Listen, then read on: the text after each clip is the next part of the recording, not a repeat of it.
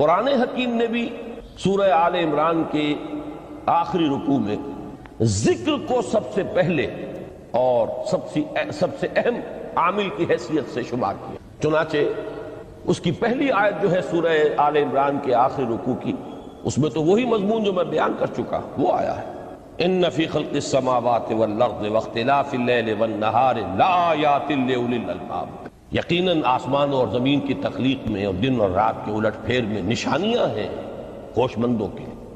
ان کے ذریعے سے انسانی شعور کے اندر وہ معرفت رب اجاگر ہوگی۔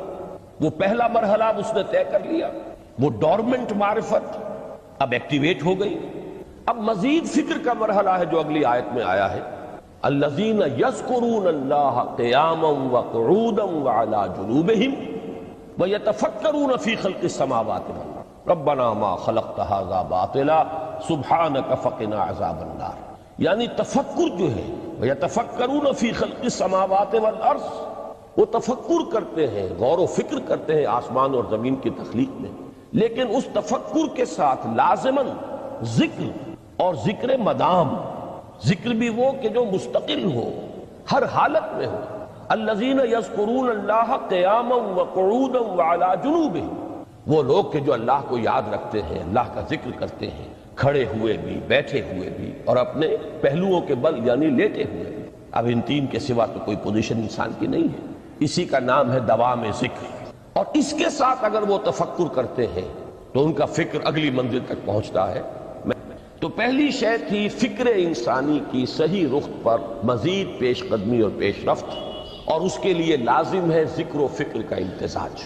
دوسری چیز کو لیجئے عمل کی درستی۔ اس عمل کی درستی کے لیے اللہ تعالیٰ کے ساتھ ایک گہرے تعلق کی ضرورت ہے، اس لیے کہ صبر کی بحث میں یہ مضامین شاید آپ کے سامنے آ گئے ہو کہ صبر جہاں مصیبت پر صبر ہوتا ہے، تکلیف پر صبر ہوتا ہے، اللہ کے احکام پر جمنا یہ بھی صبر ہے، نفس کی خواہشات کی باغ کو تھام کر رکھنا، کھینچ کر رکھنا یہ بھی صبر ہے، اور استقامت کسی شے پر قائم رہنا یہ بھی صبر ہے۔ تو عمل صحیح پر استقامت کے لیے وَاصْبِرْ وَمَا صَبْرُكَ إِلَّا بِاللَّهِ، اس صبر کی سب سے اہم جو بنیاد ہے، اس کا جو سب سے بڑا ذریعہ ہے، اس کا جو سب سے بڑا سہارا ہے، وَمَا صَبْرُكَ إِلَّا بِاللَّهِ، اس کے لیے ضرورت ہے ایک گہرے تعلق کی کہ اللہ کے ساتھ ایک ایسا تعلق برقرار رہے جو نہ صرف گہرا ہو بلکہ دائم و قائم، مسلسل۔ ذرا ذہول ہوگا تعلق مع اللہ میں، ذرا کمی آئے گی، شیطان کا وار کاری ہو جائے گا۔ اسی کو حضور نے حدیث میں یوں تعبیر کیا ہے تمثیلاً کہ جو دل اللہ کی یاد سے غافل ہے اس پر، فارسی کا وہ مقولہ بھی ہے کہ خانہ خالی را دیو میں گیرت، گھر خالی رہے تو جنات اس پر دیو جو ہے آ کر قبضہ جما لیتے ہیں۔ تو خانہ قلب جو ہے اگر یاد خدا بندی سے خالی ہو گیا تو شیطان ابلیس لعین اپنی تھوتنی ٹکا دیتا ہے۔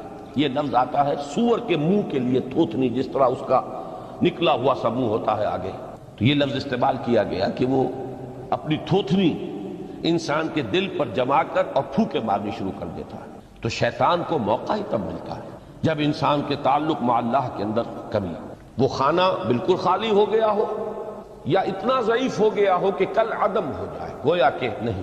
تیسری چیز کی طرف آئیے، روحانی ترقی۔ روحانی ترقی کے لیے میں ایک اصطلاح کے سامنے لا رہا ہوں، اس سے مراد کیا ہے؟ روحانی ترقی کے لیے ہماری دینی اصطلاح ہے تقرب الی اللہ، اللہ سے قریب تر ہوتے چلے جانا۔ اس پر میرا ایک کتابچہ بھی ہے، تقرب الی اللہ کے دو مدارج، دو درجے، جو در حقیقت ایک حدیث نبوی علیہ الصلوۃ والسلام ہی پر مبنی ہے کہ حضور نے ایک درجہ قرار دیا ہے تقرب بالفرائض، فرائض کے ذریعے سے انسان اللہ کا قرب حاصل کرے۔ ایک ہے تقرب بالنوافل، نوافل کے ذریعے سے اللہ کا قرب حاصل کرے۔ ان میں کیا نسبت و تناسب ہے، اہمیت کے اعتبار سے کون بڑھ کر ہے، بلندی کے اعتبار سے کون بڑھ کر ہے، یہ تمام مسائل میں نے اپنی اس تقریر میں بیان کیے تھے جو اس کتابچے میں شائع ہوئی ہے۔ اس وقت میں اس کی تفصیل میں نہیں جا رہا، صرف یہ تذکرہ اس لیے کر رہا ہوں کہ جن کو بھی خواہش ہو جائے وہ اس کا مطالعہ کرے۔ ہماری اس وقت کی گفتگو سے وہ کتابچہ اس جگہ پر منسلک ہوگا۔ تو تقرب الی اللہ، یہ تقرب کوئی فزیکل فینومینن نہیں ہے، جسمانی یا مادی مسئلہ نہیں ہے۔ اللہ سے قرب یہ نہیں ہے کہ کوئی کروڑوں میل کا فاصلہ ہے، اب ہمیں کوئی رسی پر چڑھنا ہے اوپر بڑی محنت اور مشقت سے۔ فصل تو ہے ہی نہیں، فاصلہ ہے ہی نہیں، بعد ہے ہی نہیں۔ نحن اقرب الیہ من حبل الورید، ہم تو انسان سے اس کی شہرگ سے بھی زیادہ قریب ہیں۔ ہوا معکم اینما کنتم، وہ تو تمہارے ساتھ ہی ہوتا ہے جہاں کہیں بھی تم ہو، بس صرف یہ کہ تمہاری توجہ نہیں ہوتی، تم اور چیزوں میں مشغول و مصروف رہتے ہو، تم ہماری طرف دھیان ہی نہیں دیتے، تم ہماری طرف متوجہ ہی نہیں ہوتے۔ ہم تو مائل بے کرم ہیں، کوئی سائل ہی نہیں، راہ دکھلائیں کسے رہنم منزل ہی نہیں۔ انسان جب متوجہ ہو جاتا ہے اور بڑھتا ہے، آگے پیش قدمی کرتا ہے روحانی اعتبار سے، تو یہ ہے در حقیقت تقرب اللہ، اور اسی کو ہم کہیں گے روحانی طرف۔ اب ان تین چیزوں کو اگر آپ نے ذہن میں جما لیا، پھر میری بات کی ترتیب اس کو ذہن میں قائم کیجئے۔ ہم چلے کہاں سے؟ کہ دین کے ساتھ اصل مناسبت فلسفے کی نہیں، حکمت کی۔ نمبر 2، حکمت قرآنی کا پہلا اور اہم ترین اور بنیادی مسئلہ معرفت رب کا حصول ہے۔ اس کا نتیجہ شکر خدا ہوگی، اس کا ذریعہ آیات آفاقی، آیات انفسی، اور سب سے بڑھ کر آیات قرآنیہ جو الذکر ہے، جو تذکرہ ہے، جو ذکر ہے۔ لیکن اس پہلے مرحلے کو اگر کوئی انسان بفضل ہی تعالی، اللہ کے فضل و کرم سے طے کر لے، اب اس کے سامنے تین مسئلے، فکر کی مزید پیش رفت، مزید پیش قدمی صحیح رخ پر، اس کے لیے ذکر اور فکر دونوں کا امتزاج لازمی۔ فقر قرآن اختلاط ذکر و فکر۔ الذین یذکرون اللہ قیاما وقعودا وعلی جنوبہم ویتفکرون فی خلق السماوات۔ دوسری شے عمل کا درست رہنا، نہ افراط و تفریط ہو، عدم توازن ہو، نہ انسان نفس سے مغلوب ہو جائے، نہ انسان جذبات کی رو میں اندھا ہو جائے، نہ انسان ماحول سے مرعوب ہو کر متاثر ہو، صحیح رخ پر اس کا عمل۔ نمبر 3، روحانی ترقی، جو اصل حاصل ہے، جو اصل مقصود ہے۔ نمبر 2 چیز کے لیے تعلق مع اللہ ضروری، نمبر 3 کے لیے تقرب الی اللہ۔ اب غور کیجئے، ان تینوں چیزوں کا بڑا گہرا تعلق ہے نماز کے ساتھ، ان تینوں کے لیے ستون کی حیثیت نماز کو۔ لہذا ایمان کے بعد یا معرفت رب کے بعد حکمت دین کا اہم ترین مسئلہ نماز، صلاۃ، اس لیے کہ ایک طرف یہ انسان کو اللہ کے ساتھ ایک گہرے تعلق کا ذریعہ فراہم کرتا ہے، اپنے تمام مصروفیات میں سے، ان مشغولیتوں میں جن میں گم ہونے کا خدشہ ہوتا ہے، نکلو۔ 24 گھنٹے کے معمولات میں سے کم 5 مرتبہ تو لازماً نکلو، اور اپنے آپ کو ذرا، اپنے حواس کو بھی، اپنی باطنی کیفیات کو بھی ذرا تازہ کرو۔ اگر کوئی گندگی، نجاست، کسی طرح کی ناپاکی کا کوئی معاملہ ہے، طہارت حاصل۔ طہارت سے تمہارے اندر روح کو بھی بالیدگی ہوگی، تمہارے حواس بھی تازہ ہوں گے، تم گویا کہ بحیثیت کل تمہاری ہستی چاق و چوبند ہو جائے۔ وہ کسل، وہ سستیاں، وہ جو ایک کثافتیں ہوتی ہیں، ان سب سے نجات حاصل کرو، اور اب اپنے رب کے حضور میں کھڑے ہو جاؤ، اس کے ساتھ اپنا عہد بھی تازہ کرو، اس کی اہم صفات کو بھی اپنے ذہن میں پھر مستحضر کرو۔ یہی وجہ ہے، دیکھیے میں نے جو آیات آپ کو شروع میں سنائی تھی، سورہ لقمان کی 2 آیتیں، پہلی آیت میں اس کا ترجمہ کر چکا، دوسری آیت وَلَقَدْ وَإِذْ قَالَ لُقْمَانُ لِابْنِهِ وَهُوَ يَعِظُهُ يَا بُنَيَّ لَا تُشْرِكْ بِاللَّهِ إِنَّ الشِّرْكَ لَظُلْمٌ عَظِيمٌ۔ اس کے بعد درمیان میں کچھ مضمون آ کر پھر وہ آیہ مبارکہ آئی، یا بنی اقم الصلاۃ وامر بالمعروف وانہی عن المنکر واصبر علی ما اصابک۔ گویا کہ اہم ترین چیز، بنیادی ترین چیز، اللہ کو محض پہچان لینا کافی نہیں ہے، یاد رکھنا ضروری ہے۔